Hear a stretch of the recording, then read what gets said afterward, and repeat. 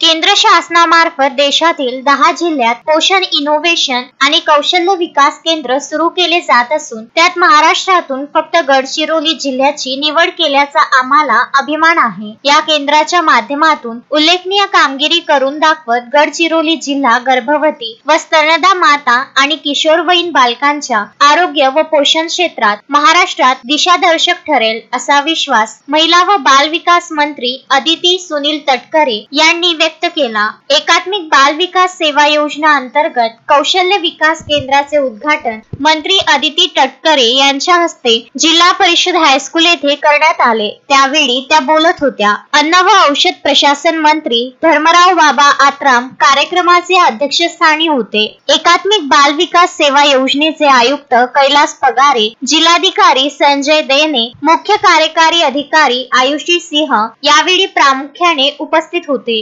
मंत्री धर्मराव बाबा आत्राम यांनी कौशल्य विकास केंद्र गडचिरोली यासारख्या जंगलव्याप्त, दुर्गम आणि नक्षलग्रस्त अवघड जिल्ह्यात सुरू केल्याबद्दल केंद्र शासनाचे आभार व्यक्त केले। येथील कुपोषणाची समस्या नियंत्रित करण्यासाठी हे कौशल्य विकास प्रशिक्षण केंद्र उपयुक्त ठरेल। अन्न हे औषधाप्रमाणे सेवन करावे, अन्यथा औषध अन्नाप्रमाणे घ्यावे लागेल असे सांगून त्यांनी योग्य पोषण आहाराचे महत्त्व सांगितले। कैलास पगारे यांनी प्रास्ताविक केले। हे कौशल्य विकास केंद्र अत्याधुनिक वैशिष्ट्यांसह सुसज्ज असून त्यात प्रात्यक्षिकांसाठी 3D मॉडेल्स, विकासवाढ निरीक्षण, आरोग्य तपासणी, पोषण मूल्यमापन साधने, अन्न पदार्थ तयार करण्याचे प्रात्यक्षिकासाठी स्वयंपाकघर आणि डिजिटल तांत्रिक साहित्याचा समावेश आहे। या सुविधांमुळे प्रशिक्षणार्थी त्याच्या लाभार्थ्यांच्या कल्याणासाठी अत्यंत महत्त्वाच्या क्षेत्रांमध्ये प्रत्यक्ष अनुभव प्राप्त करण्यास आणि त्यांची कौशल्ये वाढविण्यास सक्षम होतील